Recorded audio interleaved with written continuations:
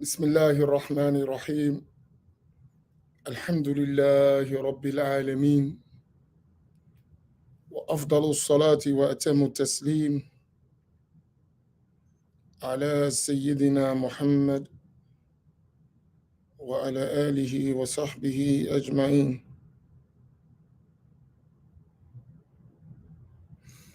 اللهم علمنا ما ينفعنا وانفعنا بما علمتنا وزدنا علما.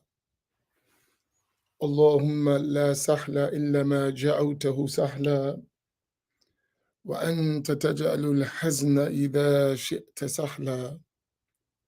سبحانك لا علم لنا إلا ما علمتنا، إنك أنت العليم الحكيم.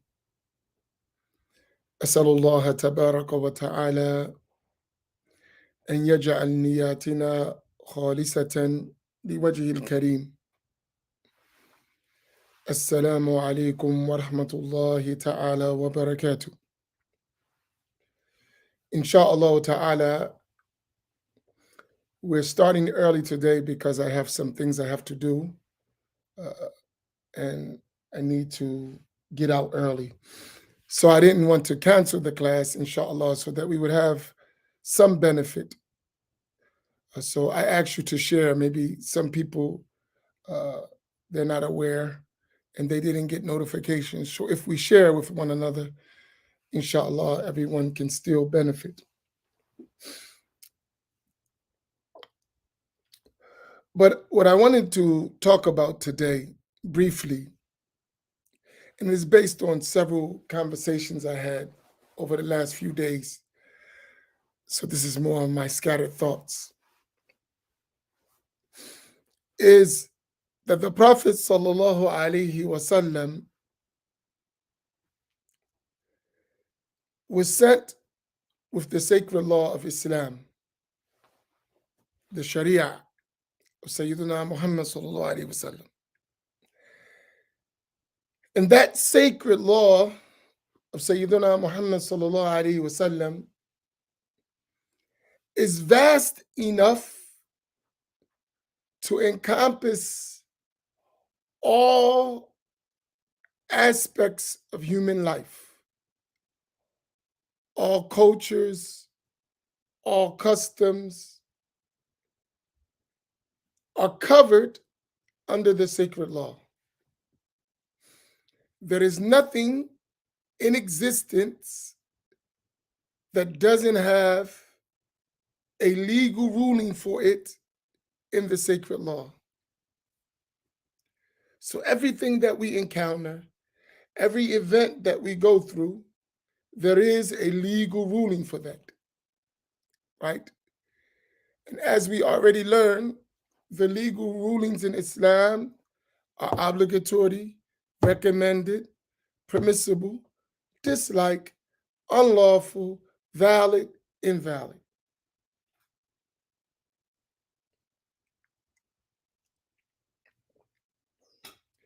So I should repeat them.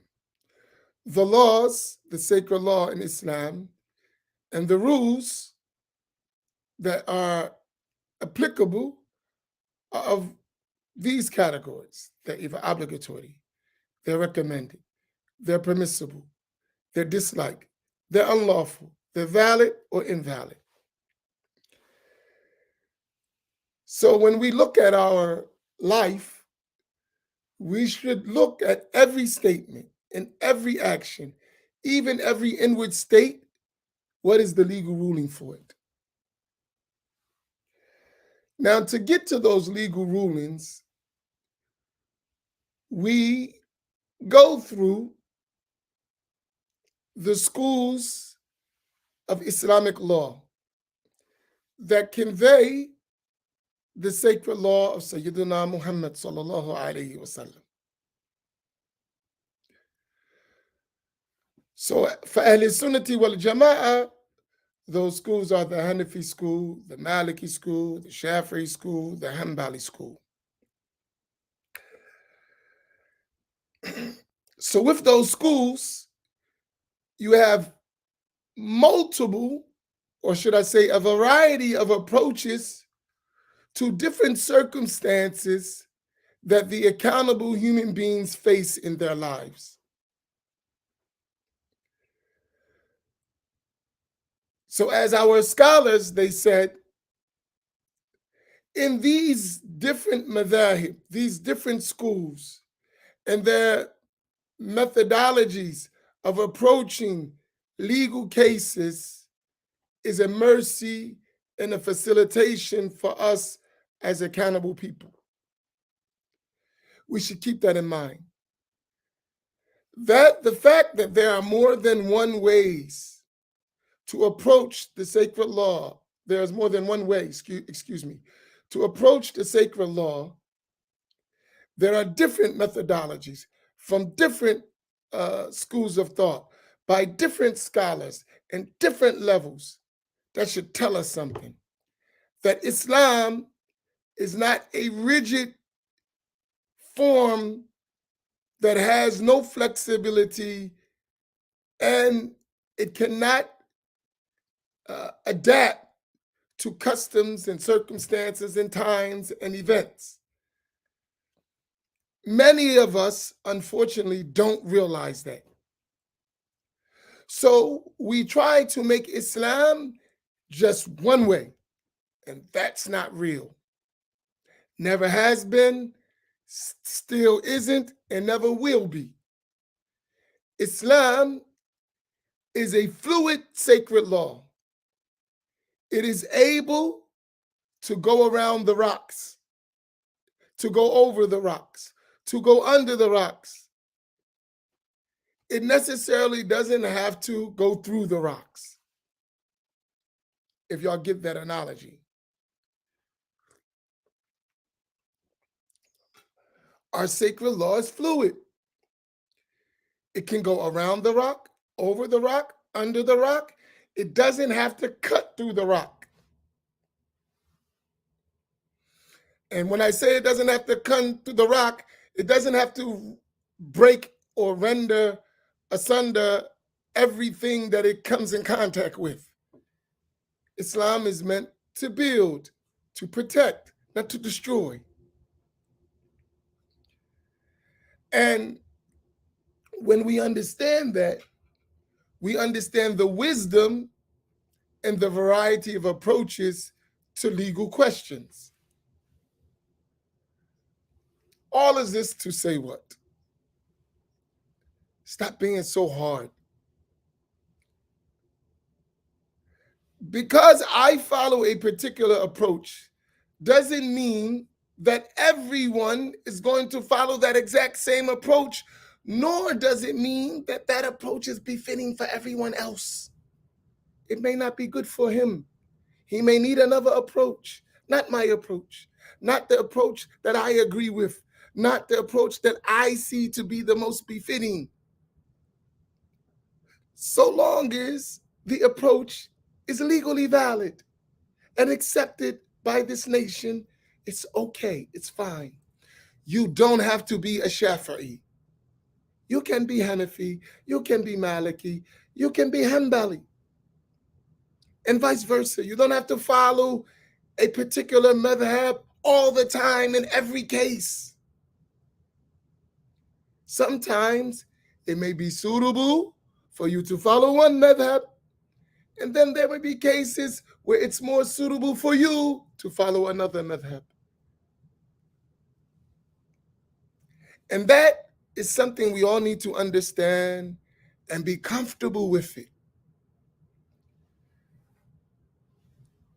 You know, we have this concept of uniformity. And we think that if we're all the same, everything will be perfect. Subconsciously, we have this mindset. Not every single individual, but in general. And that's not how Allah subhanahu wa ta'ala willed it to be.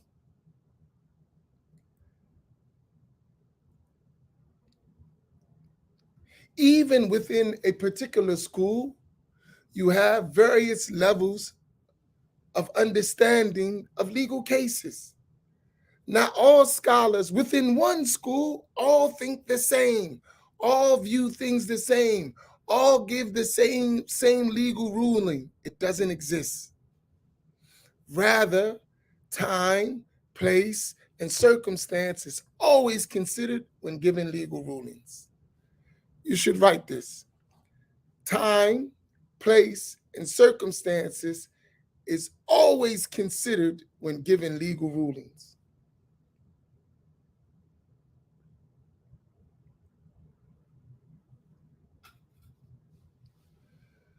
So keep this in mind as we're learning. We don't want to become a people who misunderstand the sacred law because we don't understand its vastness. We don't want to be a people who misunderstand the sacred law because we don't understand its vastness. That's from one side.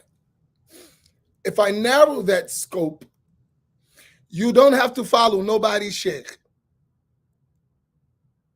All right, let me repeat that again. You don't, I said, if I narrow the scope, I'm gonna zoom in real quick. You don't have to follow nobody's sheikh. Let me put that up.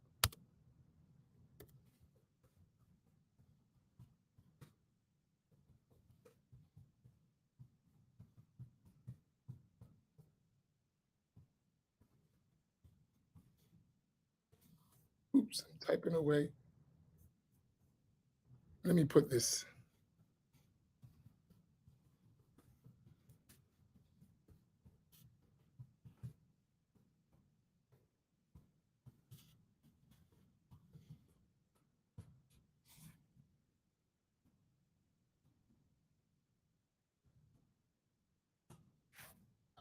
I want you to understand that.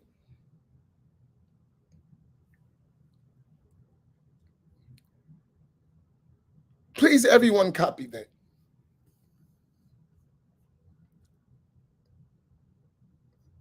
Okay, anyone's. I've received a grammatical correction. So change nobody's to anyone's. And I like nobody's, it sounds better to me. But if it's grammatically correct to say anyone's, you get the point. Anyone's sheikh. What do I mean by that? Do we have that? Everyone follow. Is that point clear what I just said? And you're welcome to ask me why you said that.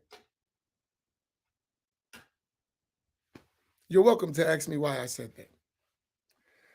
I didn't say you don't have to follow a sheikh. I didn't say that. I was very specific. I said you don't have to follow anyone's sheikh, meaning there is no particular sheikh that everyone else is obligated to follow. Do you understand what I mean? So, because I like sheikh so and so, doesn't make it binding on me or you to follow him.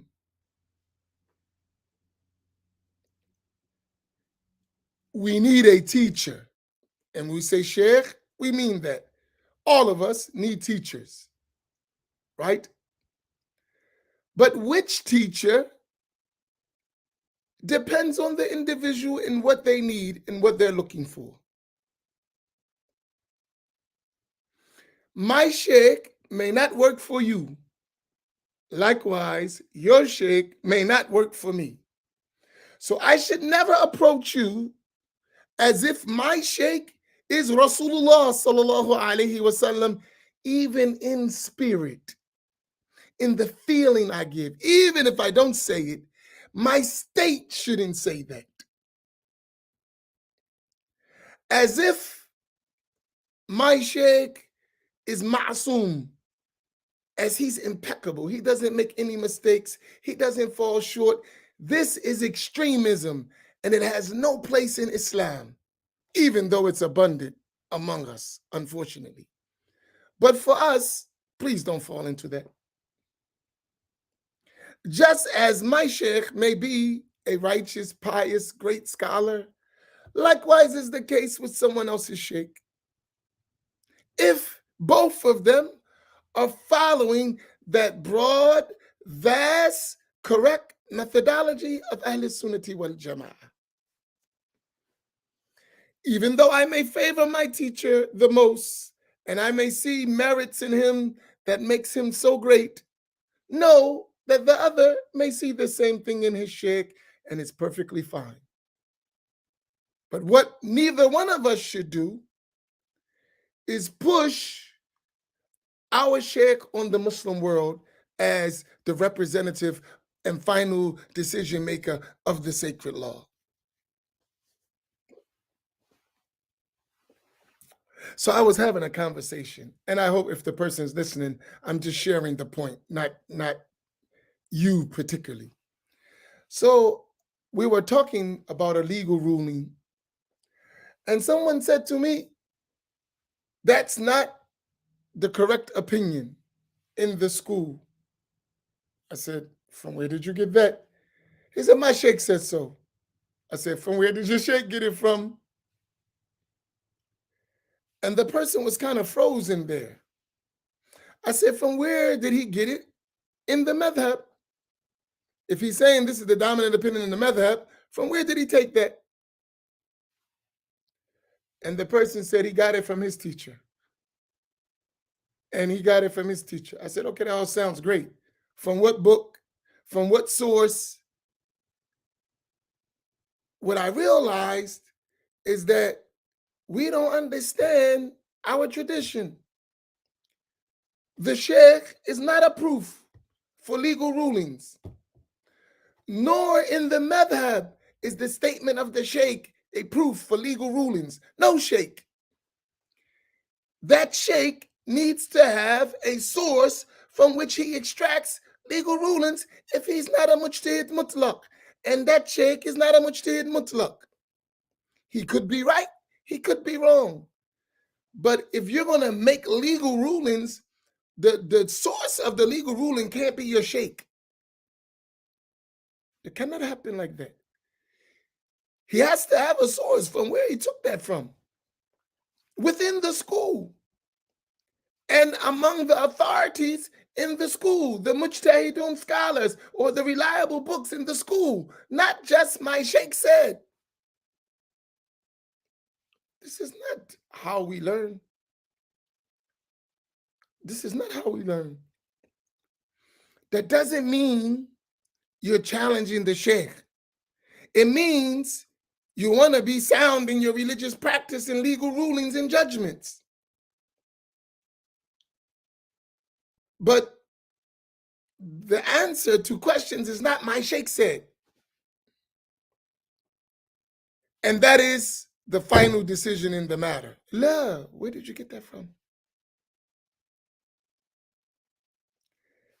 Now I want to go another level.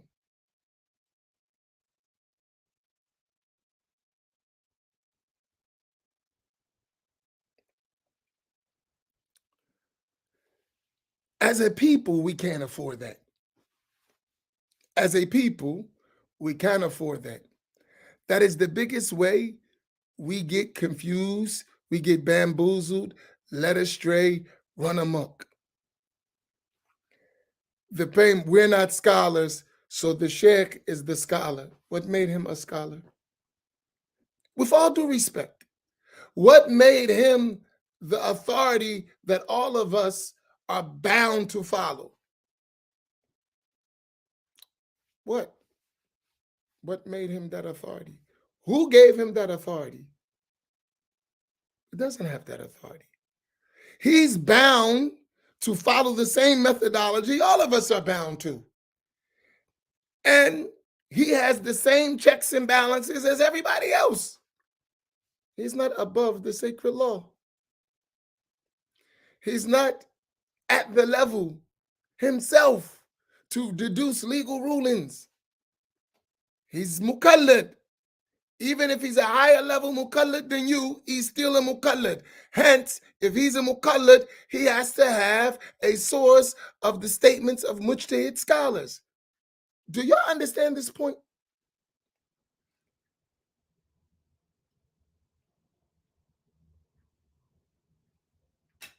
Do y'all get this point?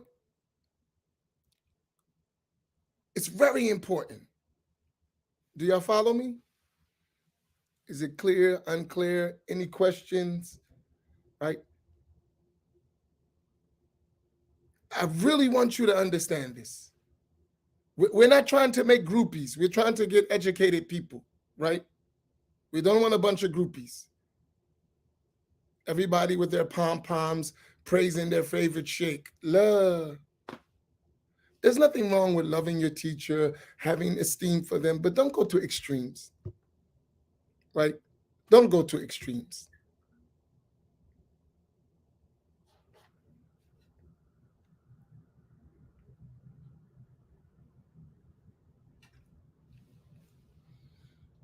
So, our methodology of Ahl Sunnati wal Jama'ah is that we follow valid methodologies that have reached us with unbroken chains of narration through trustworthy scholars and reliable books. Never, ever leave off that combination. Trustworthy scholars and reliable books. They're both needed. One without the other is incomplete.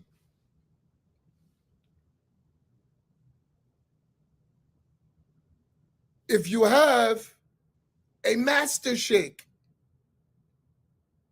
and I'm going to tell you this from experience, I told the person, we were talking about sheikhs, and I said, personally, I think my sheikh will mop the floor with your sheikh. This is us talking in our language. But I would never tell you that except in this context to show you being extreme. Right? I said, personally, I think my sheikh would mop the floor with your sheikh. But I would never tell you that except in this context. I would have reverence and respect for your sheikh, even though I know he's not like my sheikh in knowledge. Since we're playing whose sheikh is the best nonsense, right? I said, however, I would never say that to you, right?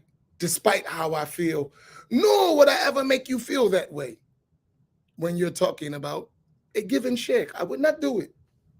I'm saying that to telling you personally how I feel, but that's a personal feeling that has no place in how we interact with one another and how we receive Islamic knowledge. And I could be deluded in my thoughts, right? I could be deluded. Even though I feel that way, I could be totally wrong, right?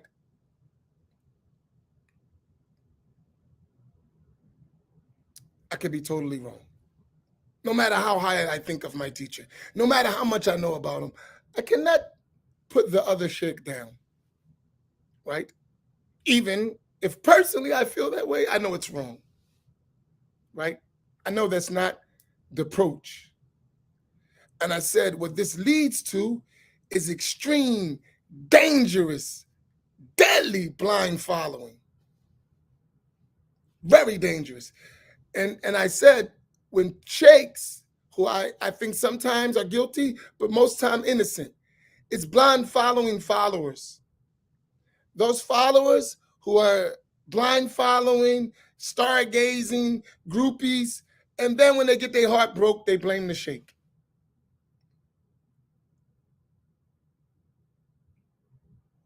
Right? Now, so when we look at that, I'm saying to us, listen, our methodology is sound. No one's asking you to be a legal scholar. The methodology of Ahl Sunnati wal Jama'ah is preserved. All we have to do is learn how to correctly follow it. That's it. right? That's our mission and objective, right? Not jumping off the cliff because we're impressed with somebody. No. Now, how does that work? In our learning process, we need to actually learn. And then to learn, you have to admit what you don't know. Right?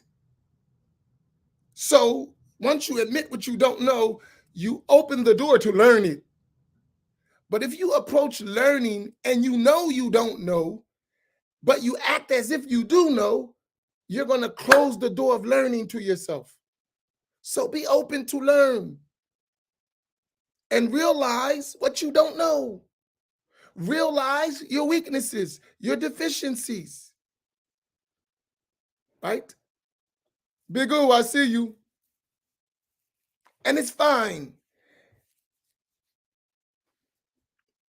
So someone said to me, we don't have any scholars among us. I agree, that I know of, right? And I said, if we keep this blind following stuff up, we're never going to get any either. I see a lot of stuff. I've been around. And I'm telling you, we have to stop that stuff.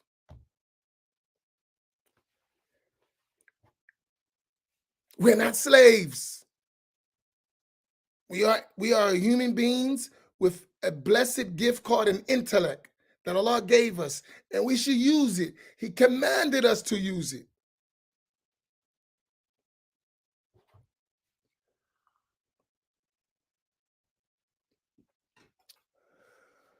When I say scholar, I mean someone capable of mastering the science or field of Islamic studies that they're in. And maybe they may master more than one. We don't have that, unfortunately. That's known to us. No one you would name feels or fulfills that level. It's not putting no one down, it's just real. And if they be honest, they'll tell you, no, I'm not like that. Okay, that's fine. Let's get there. Since we know what we don't know, let's go strive for it, right? And so it's not putting anyone down. It's not. Anyone who would say that would be honest and tell you, no, I'm not that. Okay, I know. That's not a problem. The problem is not to admit we're not that, then we'll never get there. So what do we need? I'll give you an example. We have people that may know some things and they're more knowledgeable than us. That's fine. That doesn't turn that person into a sheikh or a scholar. And with sheikh, forget that term, scholar in that field, right? When you say scholar, in your own Western terminology, you mean something. That means they've accomplished certain things. They've completed certain levels of their study in that field to become a scholar. You don't call a high school student a scholar. You don't even call someone with a bachelor's degree a scholar. Am I right? Do y'all understand what I mean? If I have a high school diploma, do you call me a scholar in history? Even with a bachelor's, do you call me a scholar or you just say I have a bachelor's degree? Do you call me a scholar of history with a bachelor's degree? No. There are levels.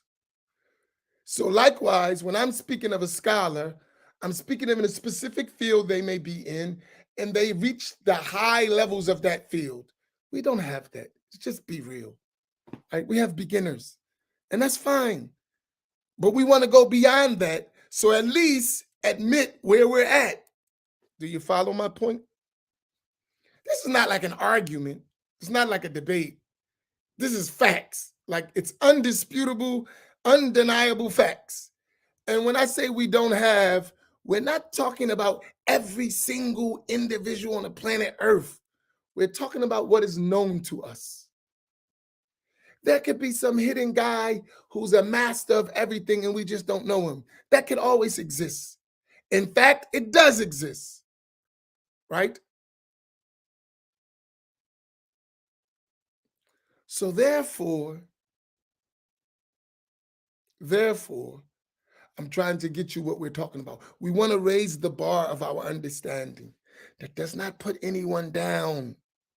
But if we don't understand that, we're going to be looking in expertise where there is no expertise, and we're going to take intermediate level as expertise, and we're going to stay low. Do you understand my point? If we place expertise in the wrong place and it's in intermediate studies and we think that's expert level, we'll never reach expert level because we're stuck being deluded that the intermediate level is expertise. That's a problem. For us as a whole, as a collective, that's a problem. Even if we don't have a thing, we have to recognize what that thing is to acquire it.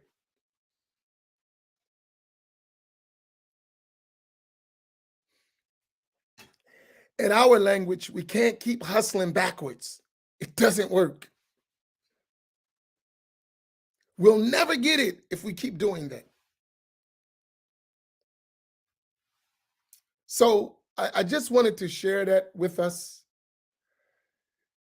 And maybe I'll continue in later, but I was really thinking, because I had several conversations about this, and it really disturbed me to see that we have so much misunderstanding about our religion that need to be corrected, right? And some of this thing I think is by design, like, you know, to keep certain people in power and keep other people's in servant mode. And that other people's usually always us, right? We have a lot to learn, right? We have a lot to learn. But if we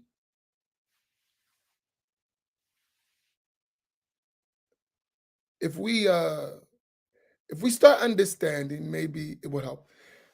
And that's just my scattered thoughts for today. I hope you understood. I hope it wasn't too scattered that you didn't get my point. Did everybody understand clearly what I'm saying? No misunderstanding? Did y'all follow my point? Because I have a few minutes. So if you have questions about what I said, feel free. While you get your questions together, let me start my car. Inshallah. 1 second.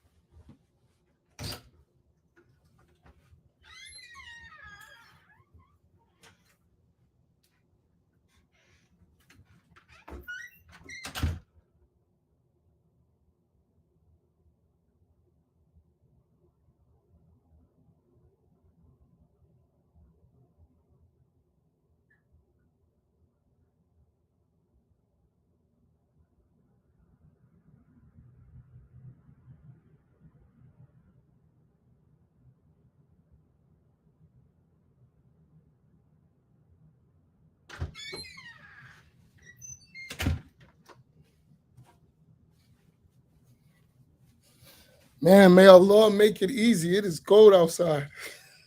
SubhanAllah. How do you develop basic far'ain? Easy. First,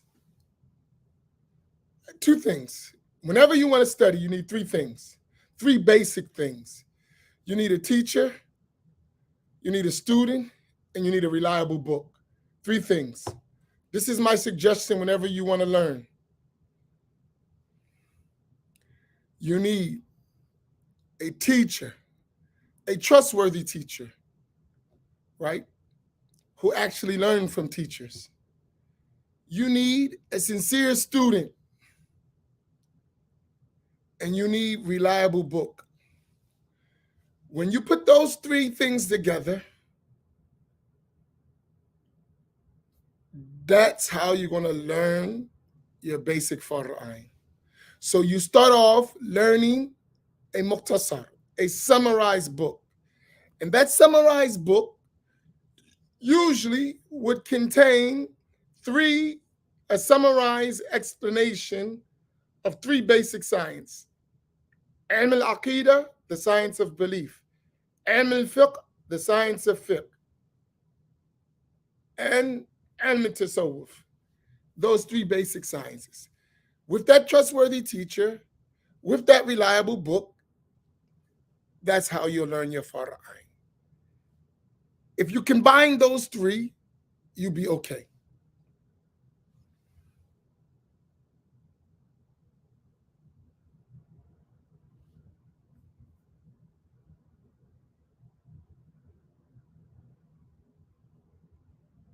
I don't know. Just listen, Imam. Just listen. You'll get it. Okay. Starting a Fard Ein course online with a reliable teacher and a reliable book, is that still okay? If it is correct. If the teacher is Ashari or Maturidi and Hanafi or Maliki or Shafi or Hanbali and follows the path of Tasawwuf, to me, that's a trustworthy teacher. And they learn that from other teachers, that's a reliable teacher. The reliable book is a well-known book in any of those schools. Then if you're doing that, whether you're online, in person, as long as you have access, it's good.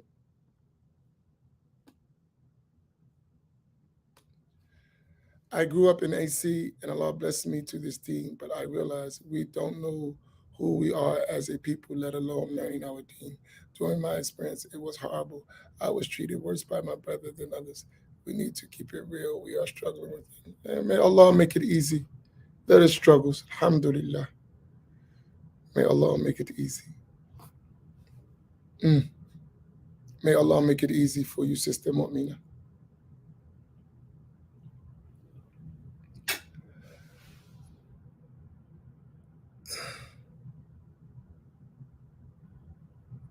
Tell you, that's a reliable book in the Hanafi school, and all you have to do is have a reliable teacher with it, and you're good.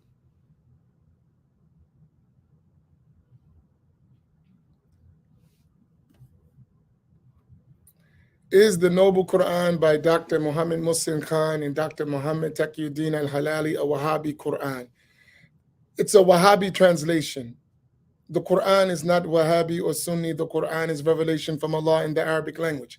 However, that translation is a translation done by Wahhabis, and it has many errors in belief, in creed, and one should be careful from reading that book.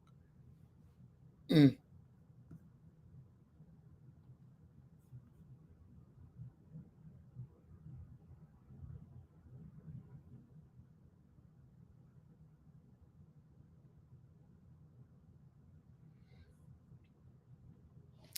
The UK has many knowledgeable people. In fact, you know, they have more access than America because of their proximity to the Arab world and the Islamic scholars. It's easy access, as from us in America, it's a far distance. So you just have to find good teachers. There are plenty of teachers in the UK, right, that teach this methodology. And usually the problem is people hate people from their own their own neighborhood. Like for instance, Imam al-Haddadi said that, you know, people are always rejected by their own people. It's the habit. So you have great people in the UK that are great teachers, that are knowledgeable, that can convey all of this stuff just like we do here. You take advantage of those in your area. Uh,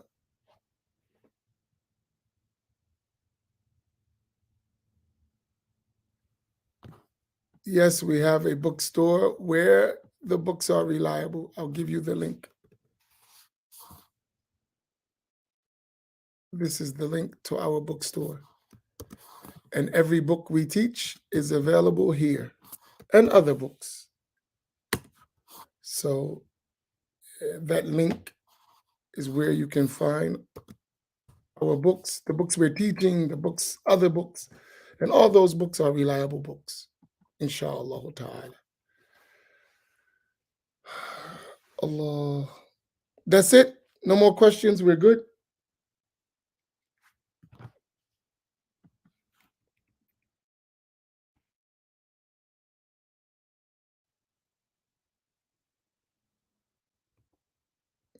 But please, please, please, please,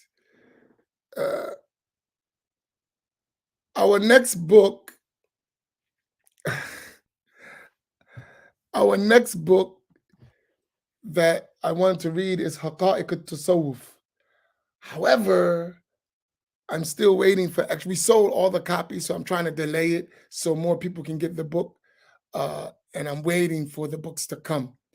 So I didn't start intentionally so that everyone would have the opportunity, because the books we had went the same day, gone. And our numbers have grown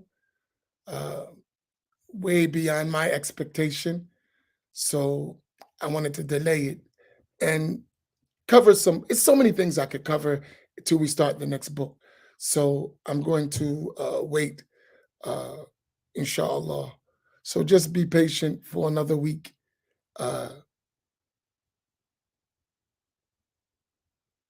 Yeah, the next book that I was planning on starting, it's sold out. And so I'm just waiting it's coming soon, but I'm just waiting. And then I'll put it back up. So just be patient, please. Barakallahu fiki. Okay, inshallah, I'll make dua for all of us that Allah subhanahu wa ta'ala makes us all successful in our endeavors. Tonight, we're taking a new turn in the Black Imams Roundtable.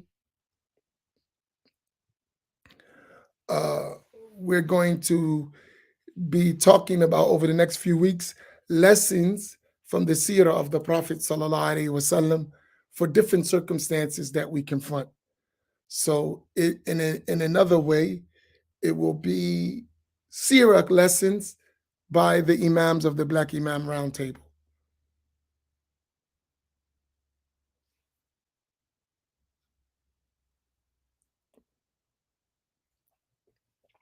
So that'll be tonight at 7 o'clock. Barakallahu bikum. May Allah reward you all. Inshallah, we'll see you tonight at 7 o'clock. Inshallah. Assalamu alaikum wa rahmatullah.